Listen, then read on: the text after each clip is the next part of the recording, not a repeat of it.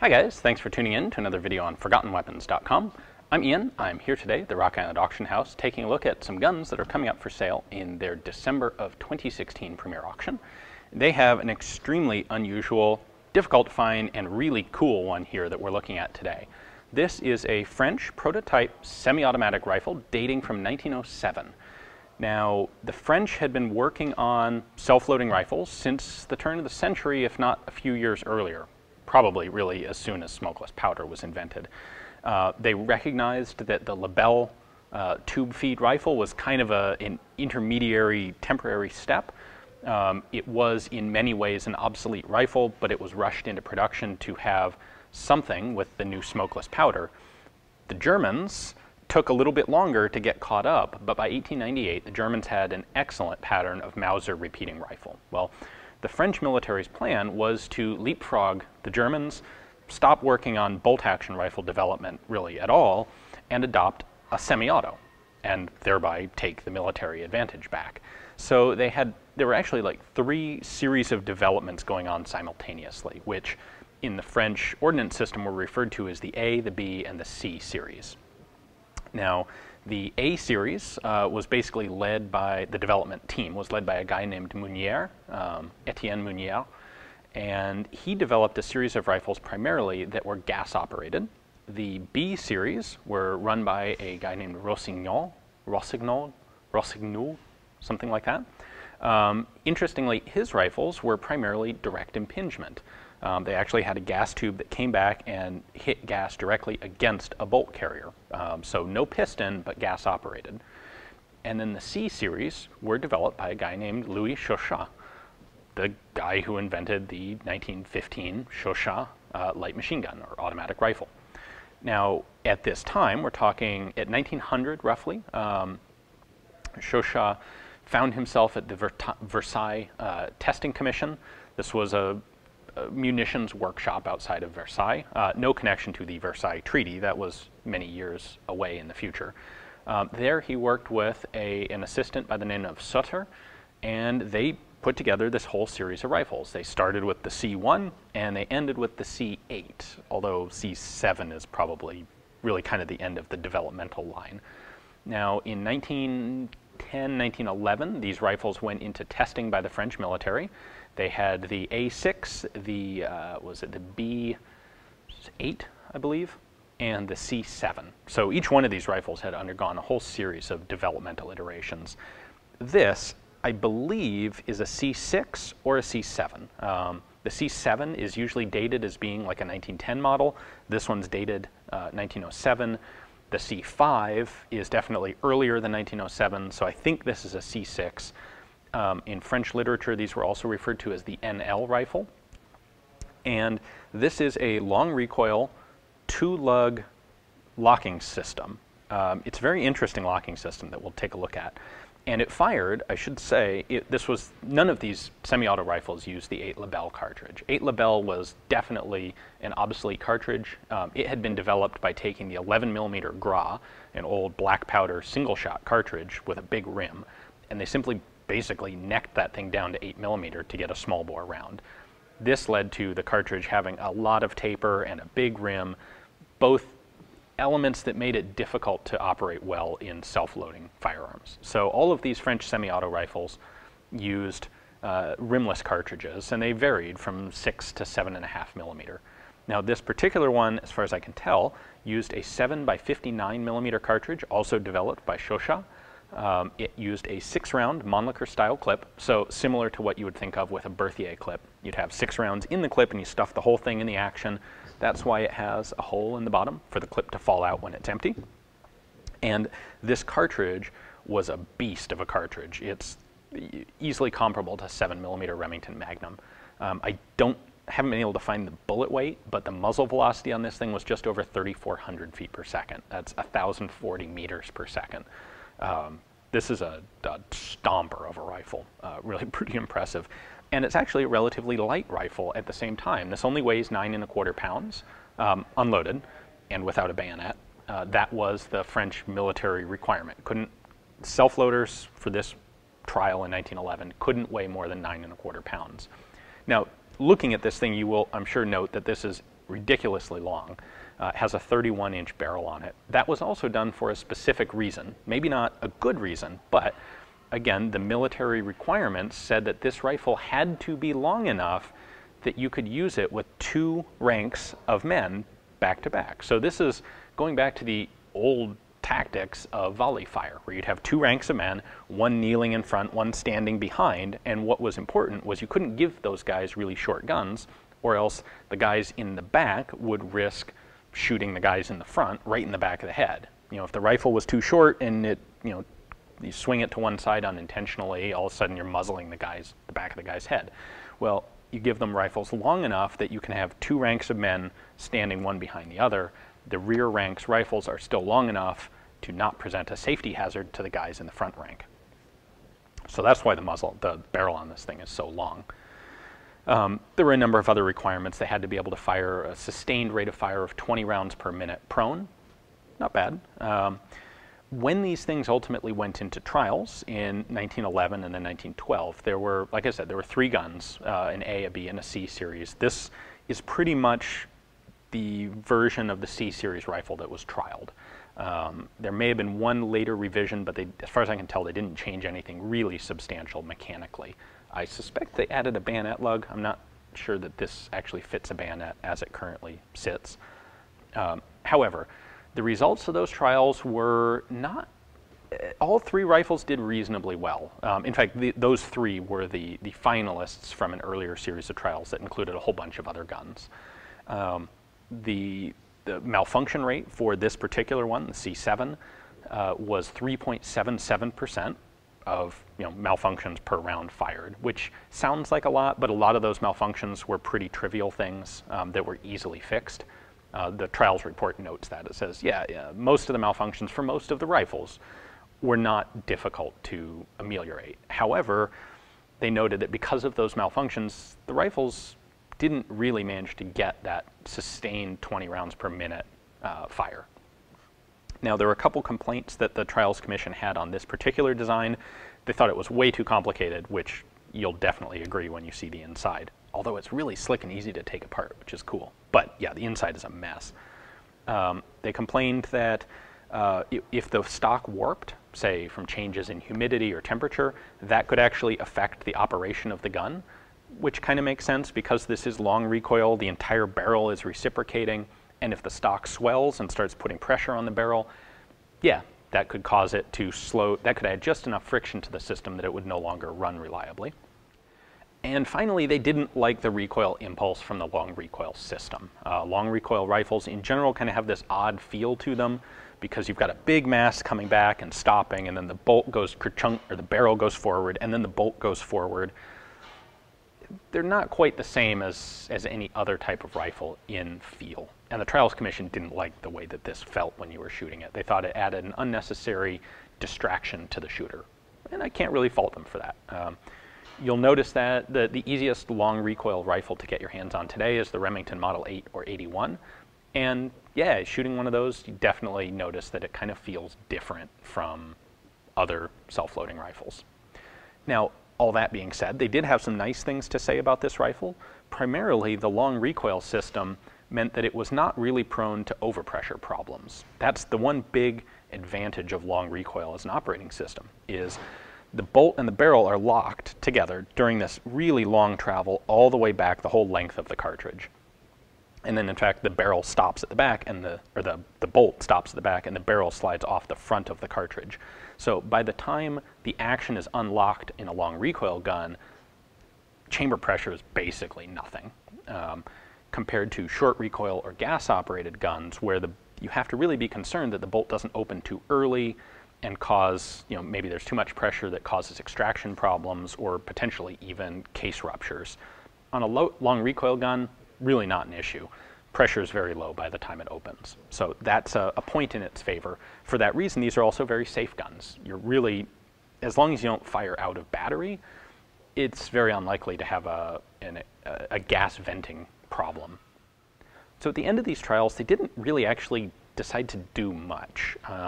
The A6 rifle, the Meunier rifle, was already sort of approved for manufacture, and the Trials Commission kind of just okayed that. But really their conclusion was none of these guns were quite ready for formal adoption. And a big part of that was actually the cost. They calculated that at this point, which was like 1912, 1913, a semi-auto rifle and the ammunition for it, just like the adoption expense for the Army, came out to about 150 gold francs per rifle. Now, translating that into US dollars in 1912 or 13, you're talking about $580 per rifle, and that's a lot of money at that point in time, before World War I. So I can kind of understand it. They're talking like 600 million gold francs to adopt a rifle like this, and that's, ouch, you know, that's a lot of money. So, and then of course World War I breaks out, and they no longer have the resources available to try and adopt a new cartridge and a new rifle, and for that reason, the 1907/15 Berthier bolt action is brought in as kind of a stopgap rifle. Lebels are put back into production, etc. So with that kind of history in mind, let's go ahead and take a closer look at this. There are a few interesting markings and then just lots of cool features on this rifle. And we'll start with a quick look at the markings on the side of the receiver. We have Moss 1907, that's manufactured at Armes de Saint-Etienne, where it was manufactured. Serial number 4 of this series. And then we do also have a cartouche on the stock. This is something that is common to pretty much all French military rifles. So VS, I believe, is Versailles there, and I believe the C is because this is a C pattern or a C series rifle. And then manufacture date of 1907. Below that, we do have the serial number 4 again. Couple things to look at on the outside of the rifle. First off, the rear sight here has all of the range markings, interestingly, on the receiver. And this sight is kind of like a French version of the German roller coaster sight, or Langvisier. So you move the slider to whatever range you want, and that lifts this rear sight, like so. So the French really liked wide front sight posts, and I think that makes a lot of sense. This large squared off post is nice and easy to pick up quickly, and then if you need a very precise sight picture, they have a very narrow little notch cut right in the center, and that is what you would use for a precision sight. All right, a couple more elements here on the outside. First off, we can see that this thing is just wide open for mud or dirt to get into the action. The slot back here for the charging handle, this area for ejection, you know, those both have to be open for the gun to function mechanically, but boy, they sure leave a lot of big ingress points. However, the designers actually took that into account, and we have a sliding dust cover right here, which blocks off that charging handle slot, and then this thing on the top is actually also a sliding dust cover. When you push that closed, when you've got both of those closed, that actually does a really good job of sealing up the action. Now, I will point out this area right here and this area on the opposite side, both of these have some big chips out of the stock. So originally the stock would have covered up this lever and this little bit of an opening. Now the one opening that is still left is this one, the hole in the bottom of the magazine to allow the clip to fall out when it's empty. That was noted by the testing guys as being, yes, a potential source of ingress for dirt or mud. They didn't like that. They did like the clips because they were quick and easy to load, but this was one of the downsides. Now, of course, when they developed the 5-shot Berthier system during World War I, they would come up with a dust cover to close and seal off that opening, but they didn't have that on this early one. I will point out while we're right here, we do have this lever, which is your clip release lever. So if you decide at any point that you want to unload the rifle before it's empty, you open the bolt up and hit that lever, and it will eject your partially loaded clip out the top of the action. Now, with these dust covers closed, you can actually fire the rifle, because when you cycle the bolt handle, it will open both of them automatically. And then, of course, this is a long recoil gun. So if I go ahead and cycle this, you can see there, we're opening both of the actions, both of the dust covers, and then the barrel comes all the way back with the bolt. The bolt is going to lock open here because the action is empty. You know, there's no new cartridge to load. The barrel snaps forward, and then you would load a new clip, and once the clip is in place, you hit this button right here, which releases the bolt and allows it to close. There we go. fully closed. Now, early versions of this rifle, earlier in the C series of development, did use a rotating bolt, but they changed that on this version. In fact, they changed it on the version before, I believe. This actually has two lugs that pivot into place. So kind of reminiscent, actually, of like a Gewehr 43 or Gewehr 41. So if I leave the bolt, I've got my hand on the handle here, you can see the two locking lugs right there, and they actually pivot around these 2 points. So these lugs kind of control the travel of the bolt. And what happens is, as they're going in, they're going to force these two little springs out of position. So let's see if I can do this without it snapping all the way closed. There we go, right there. Both of those springs are coming out. So right now, the bolt locking lugs are pushing these springs out of engagement. Those springs are there so that when the bolt is fully closed, it forces the locking lugs into their locking recesses. There we go. Now the bolt's fully locked home.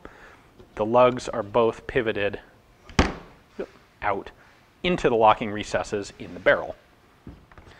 All right, so when I hold this partially through its cycle, you can actually see the locking lug right there. That is it. It's under a lot of spring pressure here. It is locked into the barrel, so they travel together. And then when this goes all the way to the very back of the receiver, there's going to be a little cam surface in the top of the receiver that is going to push these two lugs outward, away from the center of the bolt. That is going to pull the locking lugs inward at the front. That releases the barrel, which then snaps forward. Like that. Now, we do also have this control right here. I'll be honest, I don't know what this does. It has something to do with the follower and the bolt release. I suspect it has something to do with being a manual hold open, but I don't have a good way to test that. And you know what, you'll see what it mechanically sort of does on the inside when we take it apart, but beyond that, I'm not sure the exact purpose of that. All the other controls seem pretty straightforward at this point. So disassembly is actually pretty slick. I'm going to start at the muzzle. We'll take off the nose cap. This does give us an opportunity to take a second look at that front sight blade, that nice thick blade. It's got the little teeny cutout there for a precision sight, and you can see that they machined this the round hollow in front of it. That's to help gather as much light as possible to make that little slot kind of visible. Now with that out of the way, our next step is to remove the barrel band, which is also the fixed sling swivel or sling attachment. So we'll take that off. With that off, of course, the handguard just falls off. Nothing special there. It's just a piece of wood. So with the handguard off, we don't really see a whole lot of new stuff. Most of what's interesting is underneath the barrel, not above it. So let's move to the last step of disassembly, or the last major step. This is a really slick disassembly catch. This is a keyed lock that goes into into a lug on the barrel, basically. So if I take this lever and push it out 90 degrees, it is going to unlock, and now it's actually, I believe the hammer spring pops these two apart. What I'm going to do, however, is put that key back, push it in. That's going to start to pop the floor plate and magazine, the trigger guard and magazine assembly out. Now I can pull out this. This is going to look a lot like a Berthier to anyone who's taken one of those apart. Here we've got our follower. That hook we'll touch on in a moment. This is our disassembly latch. You can see that it's keyed right there. So you just put that in, rotate, and it locks in position. And a trigger guard. Now, with a little bit of judicious wiggling, there we go. We can take the stock off of this remarkably complicated action. I want to take just a moment before we touch on the action itself to take a look at this feature of the stock. This thing has been cut diagonally, and I expect that was done by a GI who found this in France and decided to bring it home as a souvenir. That's typically referred to as a duffel cut. because it is found on guns where the stock is longer than you could fit in your standard service duffel bag. So normally what people would do is actually cut the stock, and on this one it would have been here, underneath where the barrel band is, so that the barrel band hides the cut. This guy decided to do it diagonally up here for some reason. Now this has been repaired, it's been glued together, but that's why that cut is there. All right, we got a whole mess of stuff going on in here. So first off, we have our trigger here, we have our hammer spring right here, we have the trigger return spring right here. Let's see, this is our hammer again. The hammer is currently cocked because the bolt is all the way rearward at this point. All right, I'm going to go ahead and push the bolt release and let the bolt come forward. There we go. Now the bolt is forward. Now we can see the hammer. Okay, now we can see the hammer here. This is actually going to engage on this little edge of the trigger guard and magazine assembly. That will push up, so when I pull the trigger, the hammer drops like that. You can see it right there, hits a firing pin in the bolt, that'll fire the gun. We've got a disconnector there for semi-auto only operation. This is the bolt release. When I push that, you can see that what it's doing is lifting this piece right there. That, we can't see it because we just have this narrow slot in the receiver, but that has a catch on it, which is going to lock onto the bolt, probably right there, to hold it in the rearward position. So pushing the bolt release lever simply drops that catch. At that point, there is no longer anything holding the bolt, so it snaps forward. Our dust cover here actually slides off the bottom of the gun. Got some oil on it there. And it actually has two very fine, small dovetailed sections here and here that it is sliding in. So one of the things, if you take this off, it's important to make sure that the dovetails actually go back in their grooves, because if you set this on top, it will be really tight and it will also jam this lever up. Now, this is the lever I mentioned. I don't know exactly what it does. When you push this forward, it pushes this whole bar forward, and with enough force, you're going to have the same effect as the bolt release right there. So then this hook on this bar kind of connects up with this hook on the follower. Like I said, not entirely sure what that does, but that's what the mechanics are. Now, being a long recoil gun, we need two springs. We need one spring for the bolt and we need one spring for the barrel. The barrel spring is in this tube underneath the barrel. So you can see when I pull the barrel back, it has a lug right here connected to a recoil spring. That's going to push the barrel back and forth. The recoil spring for the bolt is hard to see. You can just see it down in there. It's on one side of the receiver, so it's actually inside the receiver right here. Now, to further disassemble this, I know this rear part has to come off, and this thing is serrated like it ought to rotate, but it doesn't. Somehow this rear cap comes off, and then you can take out the bolt recoil spring, and then you can take out the bolt, and then you can take out the barrel. All of this has to come out through the back end of the gun. But unfortunately, I am not sure how to take this rear cap off. We've got a button here that doesn't appear to do anything. So this is as far as I am going to disassemble this gun. Long recoil guns, while they're very cool, are always a kind of a nightmare to take apart because of the dual spring systems. So you can see why the French Military Testing Commission thought that this gun was a bit more complicated than they would prefer. That definitely makes sense. We've got a lot of V-springs, not so much in the way of coil springs here, although there are some of those as well. There you go. There is a state-of-the-art 1907 French self-loader. Thank you for watching, guys.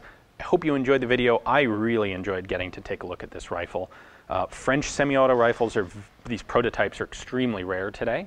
A lot of them were kept at the trials facility in Saint-Etienne, or in the ordnance facility at Saint-Etienne, which after going through 2 world wars, when France was liberated in 1944, or begun to be liberated, there was a rush to get arms by the Maquis, the French resistance, and the museums and the storage facilities at Saint-Etienne were rifled for anything that could shoot, and a lot of these early prototype rifles were kind of spread to the 4 winds, and a lot of them have been lost. A lot of the documentation is lost forever. It's interesting that this particular one is probably a victim of that ransacking. We noticed at the front end the stock was cut and then glued. This probably came back from France with a United States GI who thought it was cool and brought it back. And maybe, obviously it would have been nice if they had actually left these rifles at the Saint-Etienne plant, but since they didn't, this one's here. I'm glad we're able to at least take a look at it. So the other nice side effect of it coming back to the US with a GI is it is now in private possession here and coming up for sale. So if you'd like to own this piece, add it to, start a collection of French prototype semi-autos, or if you happen to have more of them, continue your collection. Well, take a look at the description text below. You'll find a link there to Rock Island's catalog page on this piece. Check out their pictures and description, and if you'd like to have it, you can place a bid on the web or over the phone or here live at the auction. Thanks for watching.